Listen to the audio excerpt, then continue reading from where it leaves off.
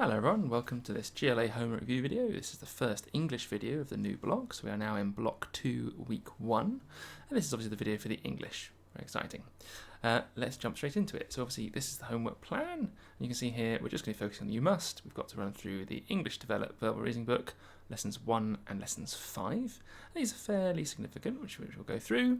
And then for the CGP 11 Plus Online, you've got to do the two homeworks, the SPAG spelling and the comprehension, and both of these will mirror what they've done. So very quickly I will just show you the online homework in case. So if you're looking here, you've got the spelling section, just of course to note this is under the English as opposed to where we were looking before. And under the comprehension, we're doing the first of the comprehensions. Now, this spelling can be done multiple times, as many times as you want. There's lots of questions there. I do believe with the comprehension, then it may only be possible to do one attempt. I don't believe the questions are changing. Obviously, you may want to try clicking in and see, but I do expect the comprehension to be similar each time, which is why, of course, we're doing a new comprehension each week. So this one you may not want to do multiple times, but instead just do once properly, take your time and try and get a really good first score. Obviously, it could be revisited at a later date when you've potentially forgotten some of the answers. So if you do get a score that's sort of in the medium, come back to it at another time when you've had a chance to forget perhaps some of the answers, and then you can certainly do it again and see if you can improve that score for us. These are the English block books you'll be needing for block 2, and obviously this is the main one that we'll be focusing for the homework. So this is the one that we're looking through, the Practice and Pass Develop English. Looking at the start then, we're going through to lesson 1. There's quite a lot of just information and guidance here, so it's well worth reading through these. It gives you all sorts of meanings, so saw, sure, and things. Many of these will in fact be answers to some of the questions, so it's well worth reading through these. And if you weren't familiar with any of these words, I would also certainly recommend writing them down. And sometimes it'll have clues, if there's relevant clues you can do. It also gives you a nice example here of what to do. In this case, beautiful is spelled incorrectly, so the answer would be B. And again, it just sort of runs through how the questions work. And I find there a few little hints that you may want to also read through. Jumping into it as well, before jumping into it as well, it just has a couple of general bits of tip and advice. I would also recommend, guys, just reading through these. Perhaps many of these you may be familiar with from school, some sort of patterns of spelling, but these are very useful as well, just to highlight. Right, jumping into it then. So you can see here we've got lesson 1, part 1. And what I've done is I've both highlighted the answer and I've tried to just type out on the side the actual, the new word spelled correctly. So I will just read through this and I'll highlight the answers as we go. Sam accompanied his mother to the local store, and of course that's meant to be store as in where we buy things. They parked, so it's, in this case, so because store is in S-T-A-W is incorrect, we're marking D.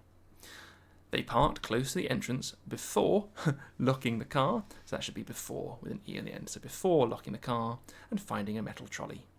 Sam pushed it whilst his mother pulled her list from her bag, no errors there. Looking at it, she headed for the meat counter where she asked for some raw sausages. So there's two mistakes here. There's W-A-R-E, not where, as in the location. Really good tip with here and there and things is that if you look, the location where actually has H-E-R-E inside of it. So if you're thinking sort of it's here and there, where is it? It's got a here inside. That's a nice little tip in terms of remembering which where to use. Asked for some raw sausages. R-A-W, it means uncooked. R-O-A-R, raw, means like a lion's roar. So very different.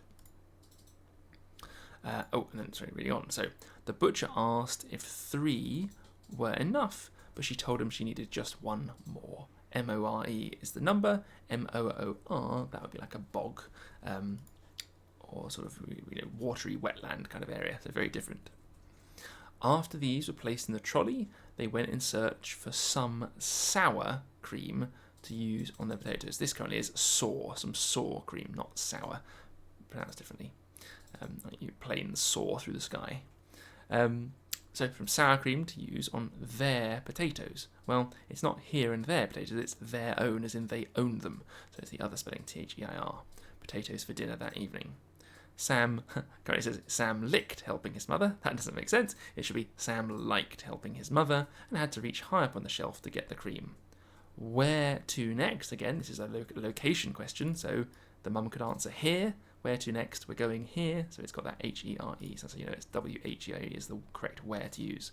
Where to next, he asked, placing in the trolley.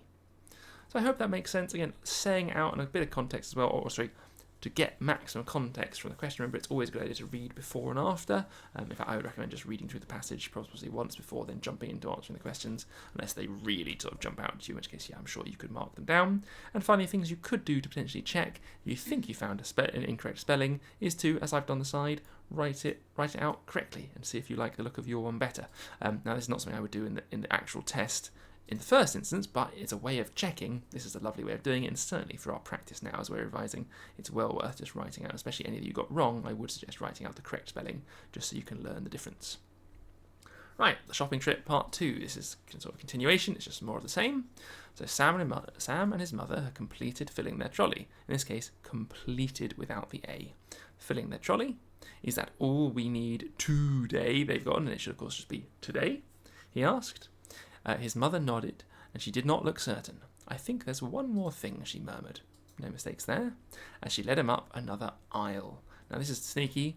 That sounds correct, homophone, but an aisle that you walk down in a shop is A-I-S-L-E, whereas this would be like an aisle is in the island, so that you might talk about the Isle of Man, I-S-L-E, short for like island. So she murmured as she led them up another aisle. There it is. She pointed at an item at the back of the shelf, in this case back of a shelf, not off a shelf. So watch out for of versus off. So she pointed at an item back at the back of a shelf. Can you get that for me, please? She asked. She asked Sam. He stretched out his arm and grabbed a special tin. In this case, grabbed needs 2 B's. Grabbed a special tin. It contained something which, again, this should be not like a wicked witch in the kind of from the nursery rhymes and stories. It should be W-H-I-C-H, which felt as though it was stored. Sorry, it contained something which felt as though it was stored in liquid, and he was not sure what the writing on the tin said. This shore is the seashore, so we want S-U-R-E. Not sure what the writing said on the tin. He gave his mother a strange look, and she began to laugh. I can see you don't know, K-N-O-W. I think you don't know what it is. Well, this contains lychees. They're sweet and juicy, but this is the contraction for they are sweet and juicy, and because it's the they are, it should be the apostrophe version of there, and that apostrophe number is to represent the A that's missing from they are. They're sweet and juicy, she said. Lychee sounds very exciting. Cracking on then, so that's how it works. That's how you go through. Again, really guys, with these you just simply got to learn the ones you didn't know, and I would recommend any words from it, even if you're not familiar with what a lychee is, if it's a fruit, add them to your word and meaning, but get them learned and you'll find it gets just progressively easier and easier the more you know, which is terribly exciting. So moving on now to lesson 5. For lesson 5, context was on page 35 to 41, so hopefully we're ready and ready to go. And again, this one had a few clues for what potentially will be some of the right answer text, so it's well worth just reading these through. So fought, feet, taught, right, all versions of the same words. Not all of these are guaranteed to be used, but they are in there, and I would again make a note of these, put them in your word and meaning book if there are any that you weren't sure of. Certainly down here, like a religious rite, that's a bit less common than some of the other ones that you may want to jot down. So, growing garlic. Have you ever tried to grow garlic in your garden? In this case, tried is T-R-I-E-D. Garlic is a member of the family, which also includes onions, shallots, and leeks. But again, we don't want the wicked witch, we want or hitch. So it includes onions, shallots, and leeks. It adds extra flavour, O-U-R, flavour to many dishes, and is relatively simple to grow. The garlic bulb grows under the ground, and when it is ready, the leaves break through and shoot up into the air. Well, this is like a break in your car, or I'm taking a 15-minute break, whereas we want them to break through, B-R-E-A-K, not B-R-A-K-E, different breaks. So to break through and shoot up into the air, this is not the sign that it is ready to pick. You have to wait, but not how heavy wait, you have to wait as in time wait. You have to wait until the leaves go brown and wither before, with an E-O-R-E, before you can do that. So before you pick the garlic, you essentially wait for the shoot to have finished growing and die, and the reason for that is actually so that you get all the nutrients and things to be stored in the bulbs underground. In order to grow your own garlic, you must first take some cloves and plant them. To do this, not to, but to do this, take a bulb and break it open. You will see, S-E-E, the individual bulb and individual cloves.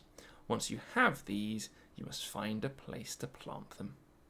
And that's it, guys. So again, those are the answers. Obviously, I've written them down. Well, I'm not quite sure. Sorry, that shouldn't have a none on there because you know it's the two T-O-O sort of sneaking in at the end there. So hopefully that's useful. Moving on to the next part, which is part 2, growing garlic part 2. Again, I'll just read through it in the same manner. When you have found a place to plant your garlic, because it's the garlic you own, not you are garlic. That seems like a strange thing to say. So once you've found a place to plant your garlic, measure the length and make sure, not seaside shore, make sure that the cloves are planted at least 100 millimeters apart. O-N-E, not I've won a prize, but won the number. 100 millimeters apart, so the cloves will not hinder each other's growth, and it's their growth, the growth that belongs to them, not here and there, different there again. Each clove should also be planted about 25 millimeters beneath the surface of the soil, provided the soil is not too damp, and there is enough sunlight where the cloves are planted. Again, location is where they're planted, so each are, you could ask, where are they planted? They are planted here. That's that here, there location tip coming in again. The garlic should grow well when it is time to harvest, spelled H-A-R-V-E-S-T, no H-A-R-E, so that E is the mistake there. When they're time to harvest, and by the way, harvest means to sort of pluck, to pick them up, to take the vegetables and fruits back in. So when it is time to harvest, the garlic should be dug up and hung in a cool, dry place. P-L-A-C-E, as P-L-A-S-E, I think is a fish. So it means meaning like location, in a cool, dry location. At this stage, they should not be washed. It is important, not important, that they are left to dry. And the reason is you don't want them getting mouldy. You can then clean them and enjoy using them in food. And using doesn't have the E in it. Using them in your food. And of course, garlic is a very popular sort of food dressing and spice. Very healthy too. Right, everyone, that was a quick run through, but I know the English should have been a bit quicker, so I think the maths took a little bit longer to mark and run through. I hope you found that really useful, and of course there'll be more videos next week. Any questions, don't hesitate to reach out to your tutor. I'm sure they'll be able to go through it with you. Thanks for your time, all the best, bye bye for now.